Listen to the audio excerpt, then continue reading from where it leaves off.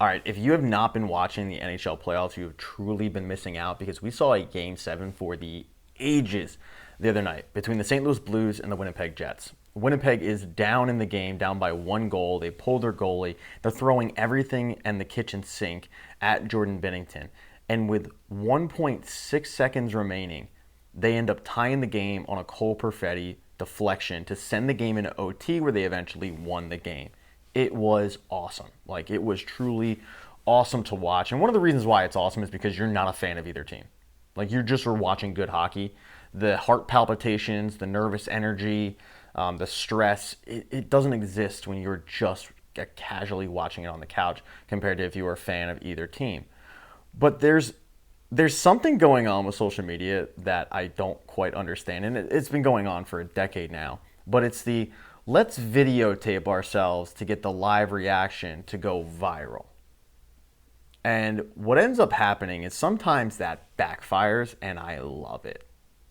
Let me just say, I don't really have anything against the St. Louis Blues. I found the whole Philadelphia Mummers bandwagon hopping with the Blues, I don't know, 5 years ago, whenever the Blues won the Cup, and you had that Mummers brigade in Philly, all of a sudden becoming diehard Blues fans because Blues players came into the bar and drank with them. I felt that was bullshit, and nobody called them out on it. Like, that's bandwagon hopping to the nth degree. Wow, the guy had a Schlitz with you. Okay, stop playing Gloria. It's dumb. I don't like Jordan Binnington. I actually can't stand Jordan Binnington. I wish that dude nothing but the worst. He needs to get laid out. He's a punk-ass bitch. But overall, the St. Louis Blues don't elicit like anger or anything from me. They're just kind of there. They're not a team that I despise. I don't like their goalie, but that's about it. I don't have anything against their fan base, anything like that. I can't get enough of watching these videos of Blues fans having their heart ripped out of their chest with 1 point whatever seconds remaining as that Cole Perfetti tip-in goes in. I love it. And I'm sick. I'm twisted probably. Some people will go like, oh, help enjoy your miserable life. Look, I don't know what it is. And I think if I really got down to the root, I think it's because we've all been there. We've all been watching a game and had our hearts ripped out of our chest. So to watch somebody else go through it and know that it's not you, it's just enjoyable for me. I don't know. As I said, I'm a sicko. But also, they kind of deserve it. Like, if you're a family member and you're videotaping, let's just show you an example. Come on, I feel so powerless. I hate this. I know. I feel so powerless. Come on. 14 seconds! 15 seconds. Come on. 12 seconds. Hold it up against the ice. 10 seconds. 9. Come on, the Blues are about to win this. 6, 5, 4, 3, 2. Countdown faster. No! I really, really enjoyed that one. There's another one where a mom is videotaping her probably like 9-year-old and her husband. That one was a little more tame. This one, I just find the guy obnoxiously annoying. Counting down, 10, 9, get it out. Oh my God, he's just obnoxious. But if you're going to videotape that, and then that happens, the other team scores in the most devastating fashion possible. They end up winning in OT, and you still post it? I don't think I'm the sicko here. I think you're the sicko because you're just chasing clicks at that point. That to me is bizarre behavior. If I was a Blues fan today, I'd be gutted. I wouldn't want to look at a hockey puck for a few months. And yet you've got these people who are clout chasing, who are throwing it on the internet, and then they'll come at my throat and be like, oh, remember that time that Ryan Howard in 2011 lost to a St. Louis team? Yeah, I do. And your point, I didn't film myself and then post it on the internet, all to get retweets and likes and comments and all that. Like, that is bizarre to me that these people do that.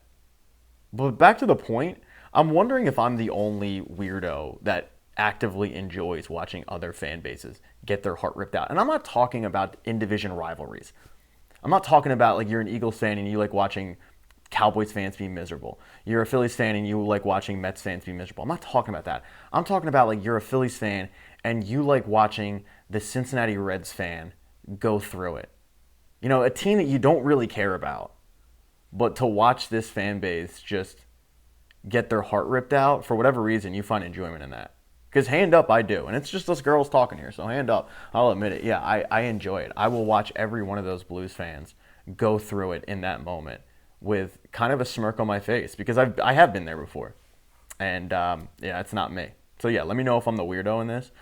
Just another point on the NHL and the NHL playoffs. The NHL playoffs announced their Calder Cup finalists. The Calder Trophy finalists, given basically the Rookie of the Year award in the NHL. You had Macklin Celebrini, the number 1 pick from last year's draft. You had Lane Hutson, the defenseman for the Montreal Canadiens. And then you had Dustin Wolf, the goalie for the Calgary Flames. No Matvei Michkov, and I am shocked by that. I wouldn't have given the award to Matvei Michkov. I know every Flyers fan would have. I'm giving it to Lane Hutson, and I don't think it's close. What Lane Hutson did this past year is insane. But the fact that he wasn't a finalist? Okay. Cool. Yeah, that was just kind of bizarre to me. And it's I guess, like, if you're a Flyers fan, that's another kick in the junk a little bit. A little bit. Like, does it make up for the fact that the team missed the playoffs? No, it doesn't. But it's just more validation that the guy you have is real. You know, it's kind of like when the Phillies weren't making the playoffs and you were able to cheer Bobby Abreu winning the home run derby. Like, that was your moment. Again, I don't think Matvei Michkov would have won. Like, I wouldn't have given it to him. I'm giving it to Lane Hutson, but I'm just floored by that. I'm not going to get, like, outraged. It's not going to keep me up at night. I was just like, wow, okay, that's interesting. And finally, can someone lay out Sam Bennett, please? Like, I'm asking for all hockey fans. Can somebody just lay him out? Can somebody send him to the quiet room? Because the scumbag behavior is back in a big way for Sam Bennett, and that dude needs to get laid out. If you missed it, he ended up elbowing Anthony Stolarz in the head. Stolarz had to leave Game 1 between the Florida Panthers and the Toronto Maple Leafs. He had to leave the game. It blows my mind that nobody has blown this dude up. I haven't liked Sam Bennett for a while, and it's a dumb reason why. He looks like Claude Giroux, and nobody mentions it. It's like bald Claude Giroux. It bugs the hell out of me. Every time I see Sam Bennett, I go, like, you're not Claude Giroux. But his behavior on the ice and the fact that these NHL teams allow him. Now you have Marchand in that team too. I mean, Brad Marchand has made a career of being a rat. Now you add him to the team that's actually known for throwing rats. I'm stunned that nobody has taken a cheap shot at this guy. That nobody has absolutely run him into next season. At what point is enough enough? At one point is a coach going to go to the big guy in the room and go, I don't want to see him for the rest of the series. Make sure he feels it. Because the fact that he takes cheap shots at random skaters, okay, I don't approve of it, fine, whatever. Now he's taking cheap shots at the goalie.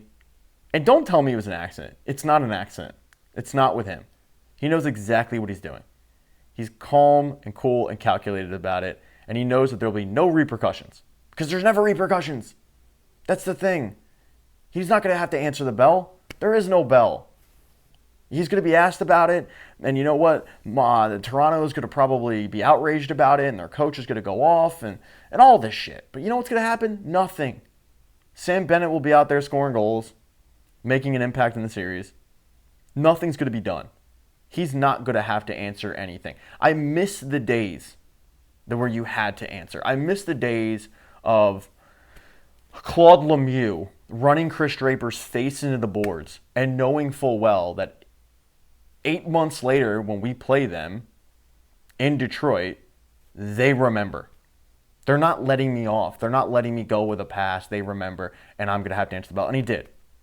He had to answer the bell. He turtled up like it's a famous clip. But you don't see that anymore. Guys are just allowed to do it. I think part of it is the suspension system. I think part of it is the player safety system. But like to me, that actually makes the whole situation worse. The entire situation is worse because now these guys are able to run around like jackasses and know full well that if there is a retaliation, the player that retaliated is going to get suspended and fined heavily, and it's not worth it. I'm not looking for the Wild Wild West here, but that's a joke what he did because he's a repeat offender and nothing will get done.